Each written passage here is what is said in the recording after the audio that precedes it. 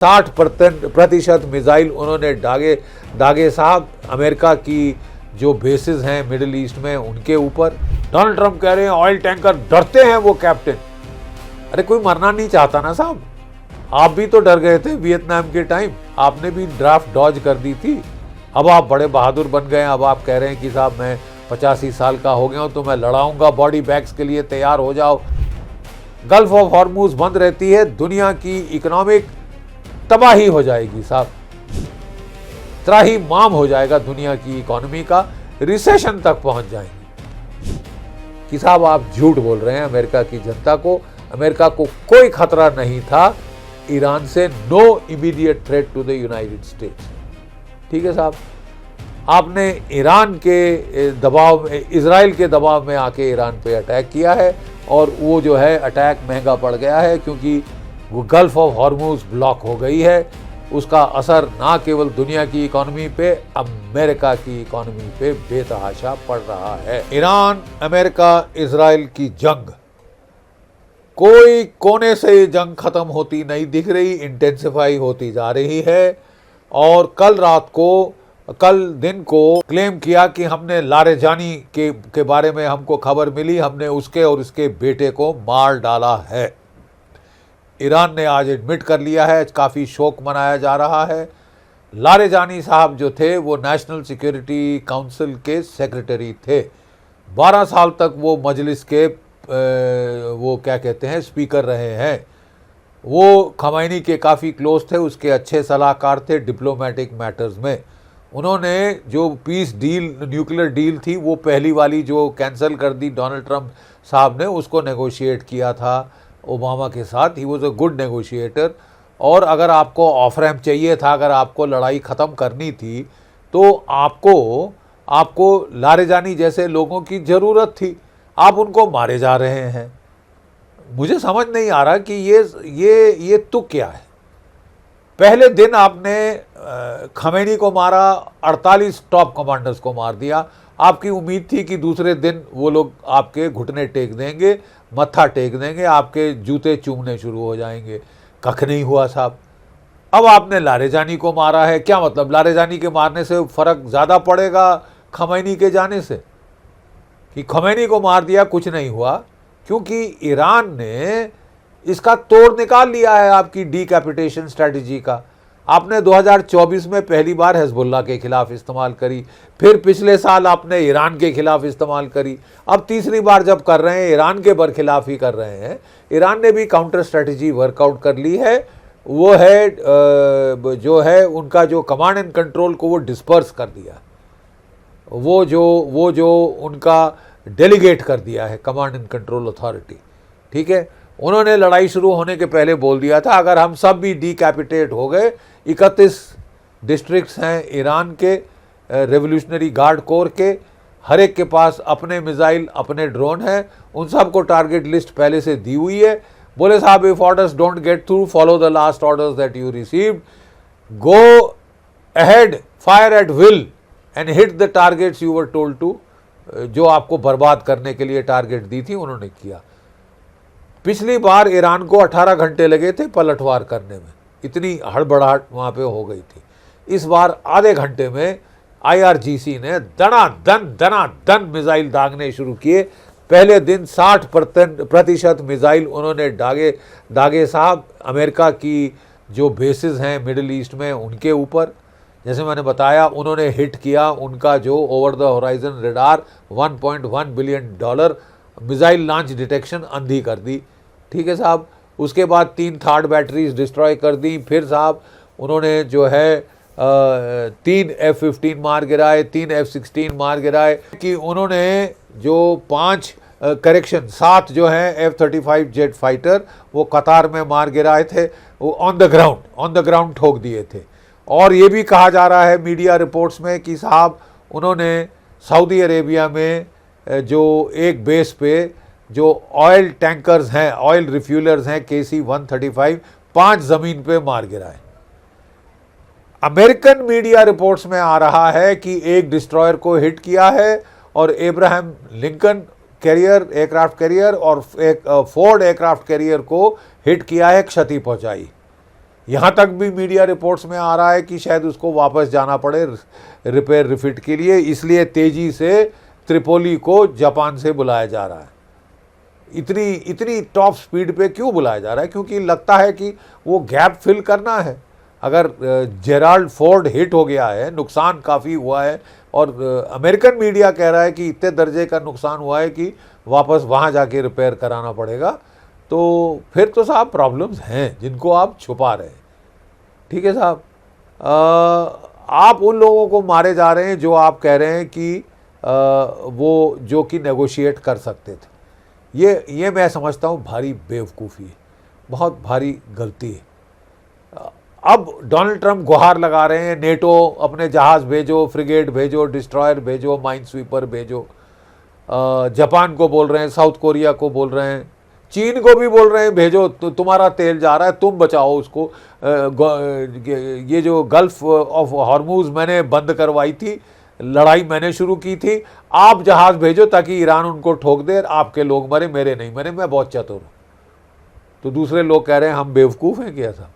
हमें समझ नहीं आता। आप अपने कैरियर हटा रहे हो, हमें बोल रहे हो कि नेटो के देश यानी फ्रांस, स्पेन, इटली, यूके वगैरह, जर्मनी, ये लोग अपने वो डालें। वो कह रहे हैं साहब जहां आपके कैरियर नाकाम रहे, हमारे फ्रिगेट क्या कर लेंगे? और वो कह रहे हैं कि नेटो एक डिफेंसिव अलायंस है, वो एक इंटरवेंशनिस्ट अलायंस नहीं है। ये जर्मनी के चांसलर ने बोल दिया है। यानी डोनाल्ड ट्रंप जो बेइज्जती करने पे आमादा थे, हर अपने एलाई की, दोस्त की नीचा दिखाने पे लगे हुए थे, बहुत उन्होंने बड़ी बदतमीजी से पेश आए हैं वो अपने ही एलाइज के साथ। आज उन्होंने भी ठेंगा दिखा दिया है।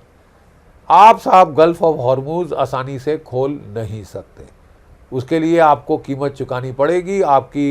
आपकी बॉडी बैग्स काफ़ी मात्रा में जा सकते हैं वापस, अगर आपने अपने डिस्ट्रॉयर 8 डिस्ट्रॉयर लगाने पड़े आपके ऑयल टैंकर्स को एस्कॉर्ट करने में। डोनाल्ड ट्रंप कह रहे हैं ऑयल टैंकर डरते हैं वो कैप्टन। अरे कोई मरना नहीं चाहता ना साहब, आप भी तो डर गए थे वियतनाम के टाइम, आपने भी ड्राफ्ट डॉज कर दी थी। अब आप बड़े बहादुर बन गए, अब आप कह रहे हैं कि साहब मैं 85 साल का हो गया हूँ तो मैं लड़ाऊंगा, बॉडी बैग्स के लिए तैयार हो जाओ अमेरिका वालों। कोई फ़र्क नहीं पड़ता साहब, फ़र्क तो पड़ता है, इलेक्शन ईयर में ज़्यादा फ़र्क पड़ता है, और ये मिड टर्म इलेक्शन का साल है, आपको पॉलिटिकल नुकसान काफ़ी भारी हो सकता है। प्रॉब्लम ये है साहब कि जितने भी दिन, जितने भी हफ्ते, जितने भी महीने गल्फ ऑफ हॉर्मूज बंद रहती है, दुनिया की इकोनॉमिक तबाही हो जाएगी साहब, त्राही माम हो जाएगा दुनिया की इकोनॉमी का, रिसेशन तक पहुंच जाएंगे। तेल की कीमत आपकी $138 प्रति बैरल तो भारत के लिए पहुंच गई। $138 प्रति बैरल, जो कुछ हमने फ़ायदा उठाया था सस्ते रूसी तेल का वो गया साहब तेल में। और हमारी भी रिसेशन, हमारी भी इन्फ्लेशन बढ़ेगी, सबके ट्रांसपोर्टेशन कॉस्ट, इंडस्ट्रियल कॉस्ट बढ़ेंगे। 30% दुनिया का, 20% ऑयल और गैस तो सब जानते हैं, 30% फर्टिलाइज़र गल्फ से आता है। अब सीज़न आ गया है साहब कि खेती बाड़ी में लोग अपनी फसलें बोएं, अमेरिका में भी फसलें बोई जाएंगी, और उनको बड़ा तगड़ा हिट करेगा ये जो फर्टिलाइज़र का अभाव, और जो बाकी थर्ड वर्ल्ड के देश हैं उनको भी बड़ी चोट पहुंचेगी फर्टिलाइज़र ना पहुंचने से, शामिल यूरोप, शामिल एशिया, शामिल अफ्रीका। आपने हासिल क्या किया है साहब दुनिया में? क्या कहते हैं, ये ला देना रिसेशन, ये कोई उपलब्धि है, ये कोई अचीवमेंट है साहब? कोसेगी दुनिया आपको साहब, अच्छी तरह से कोसना शुरू हो गई। और डोनाल्ड ट्रंप है साहब कि उन्होंने क्यूबा पे हमला शुरू कर दिया। वो कह रहे हैं मैं नहीं डरा, मैं, दुनिया मुझे गाली दे रही है, मुझे 2 कौड़ी का फ़र्क नहीं पड़ता दुनिया की गालियों का। मैं अब क्यूबा के ऊपर साइबर अटैक कर दिया है, कल मेन अटैक कर दूंगा, परसों मेन अटैक कर दूंगा, मैं तो तबाही, खूना खच्चर पूरी दुनिया में फैलाऊंगा, फिर मेरे को नोबेल पीस प्राइज़ चाहिए साहब। 9 देशों पे हमला आप कर चुके हैं जब से आप सेकंड टर्म में आए, 9 देशों के ऊपर हमले साहब। लेकिन मुझे लगता है ईरान में आपने भूल कर दी है। आप कह रहे हैं मैं जीत गया, सरेंडर करो। अब मतलब it is sounding childish and silly. अब कभी कुछ कहते हैं, कभी कहते हैं नेटो की ज़रूरत है, फिर कहते हैं अमेरिका बहुत ताकतवर है, नेटो की ज़रूरत नहीं। चलिए साहब, खोल दीजिए गल्फ ऑफ हॉर्मुज, कैप्चर करके दिखा दीजिए खर्ग आइलैंड। अपने 2,000-2,500 मरीन जो आ रहे हैं उन बेचारों को मरवा देंगे आप। ठीक है, आप कह रहे हैं कि मैं ग्रीन बेरे भेजूंगा, मैं जो ईरान के कोस्टल बैटरीज़ हैं उनको ख़त्म करूंगा, उनका सारा पकड़ लूँगा, क्या कहते हैं कोड शोड्स, और उनके कम्युनिकेशन सेंटर पकड़ लूँगा ग्रीन बेरे भेज के, डेल्टा फोर्स भेज के, फिर मेरे मरीन जाएंगे उनको सपोर्ट करने। याद रखिए, रूस ने उनको man pad shoulder fired missile दिए हैं जो कि फ्लेयर से डिफ्लेक्ट नहीं होते। आपके हेलीकॉप्टर डाउन हो जाएंगे। एक हेलीकॉप्टर में 36 आदमी गए इकट्ठे तो लेने के देने पड़ जाएंगे साहब आपको। सोच समझ अभी भी आप कर लीजिए साहब। दुनिया की भलाई इसमें है कि ये वॉर जल्द से जल्द ख़त्म हो। ठीक है, डोनाल्ड ट्रंप जो है एक हिटलेरियन अंदाज पे आ गए हैं। पहले प्रेसिडेंट्स ने भी थर्ड वर्ल्ड कंट्रीज़ पे हमले किए हैं, इराक, लीबिया, अफ़गानिस्तान इत्यादि, लेकिन उन्होंने काउच किया बड़े रूल ऑफ लॉ, क्या कहते हैं, freedom of speech, freedom of expression, thought shot और ह्यूमन राइट्स वगैरह की टर्म्स में काउच किया था। आप तो साहब शरेआम कह रहे हैं कि जो रेयर अर्थ मेरे को चाहिए मैं ग्रीनलैंड पकड़ लूँगा, मेरे को वेनेजुला का तेल चाहिए, वेनेजुला खलास, I am president of Venezuela. आप अमेरिका के प्रेसिडेंट हैं या वेनेजुला के? फिर कह रहे हैं साहब आयतुल्ला कौन बनेगा मैं बताऊंगा। आप कब से प्रेसिडेंट बन गए साहब? आई थॉट पेशकियान साहब प्रेसिडेंट है ईरान के अंदर। कुछ समझ नहीं आ रहा साहब, ये किस किस्म का हुड़मती और पागलपन है। हुड़मती और पागलपन है ये जो है इनके। ये अपने मागा बेस को उकसा रहे हैं कि लड़ो लड़ो लड़ो, रक्षा करो अमेरिका की। तो इनके जो केंट हैं, जो कि इनके काउंटर टेररिज्म के एडवाइज़र थे, उन्होंने इस्तीफ़ा दे दिया है कि साहब आप झूठ बोल रहे हैं अमेरिका की जनता को। अमेरिका को कोई ख़तरा नहीं था ईरान से, no immediate threat to the United States. ठीक है साहब, आपने ईरान के दबाव में, इजराइल के दबाव में आके ईरान पे अटैक किया है, और वो जो है अटैक महंगा पड़ गया है क्योंकि वो गल्फ ऑफ हॉर्मुज ब्लॉक हो गई है। उसका असर ना केवल दुनिया की इकॉनमी पे, अमेरिका की इकॉनमी पे बेतहाशा पड़ रहा है। This is the biggest oil shock since the history of petroleum started as an energy fuel, energy currency in the world. Biggest oil shock है साहब। और जैसे मैंने बताया, ये फूड शॉक में भी ट्रांसफॉर्म होगी। आपके प्रोडक्शन में फ़र्क पड़ेगा, आपकी ट्रांसपोर्टेशन के कॉस्ट बढ़ जाएंगे। दुनिया की इकॉनमी जो कि रिकवर हो गई थी कोविड से, अब साहब उसका भट्टा बिठा के छोड़ेंगे डोनाल्ड ट्रंप, और फिर वो कह रहे हैं कि मेरे को नोबेल पीस प्राइज़ मिलना चाहिए।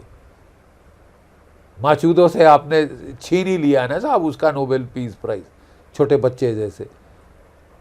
लेकिन ये जो साहब हुड़मती में चीज़ स्टार्ट करी है, और फिर अब वहाँ पे लग गए हैं साहब कि हम तो सबको मार डालेंगे, तमाम लीडरान को मार डालेंगे। तो बात किससे होगी? ऑफ रैम्प कैसे मिलेगा? लड़ाई कैसे ख़त्म होगी? और अगर नहीं ख़त्म होगी तो दुनिया की इकॉनमी की तबाही का आपको थोड़ा सा भी फिक्र है, थोड़ा सा भी कंसर्न है डोनाल्ड ट्रंप साहब? या यू आर ब्लिसफुली आप गोल्फ खेलते रह जाएंगे? साहब ये बहुत ख़तरनाक फेज़ आ गया है। और ये जो हेजेमोनिज़म है अमेरिका की, जो एलाइज़ हैं वो अब जो है वो बहुत पुट ऑफ हो रहे हैं, और फ्रेंड्स भी पुट ऑफ हो ही चुके थे पहले से। और अब जो बाकी दुनिया के देशों को सोचना पड़ेगा कि इस हेजेमोनिज़म के बरखिलाफ़ हमें बैंड वैगन करना पड़ेगा। पहले जो थे अमेरिकन प्रेसिडेंट्स, वो ग्लोबल इंस्टीट्यूशंस, इंटरनेशनल इंस्टीट्यूशंस के ज़रिए ऑपरेट करते थे, नेटो, यूएन इत्यादि। अब तो साहब कोई पता नहीं कि ये लड़ाई कब तक चलेगी। हो सकता है एक्सपर्ट आए, जब इंटरसेप्टर मिसाइल ख़त्म हो जाएं, जब इनके हमलावर मिसाइल ख़त्म हो जाएं, तो लो इंटेंसिटी फेज, या तो लड़ाई बंद होगी, ऑफ रैंप होगा, या लो इंटेंसिटी फेज आ जाएगा जो स्पटर ऑन कर सकता है महीनों महीनों। लेकिन दुनिया की इकोनॉमी उसे बर्दाश्त नहीं कर सकती साहब, बिल्कुल नहीं कर सकती। और आपकी सबसे बड़ी देन होगी रिसेशन। जय भारत, जय हिंद।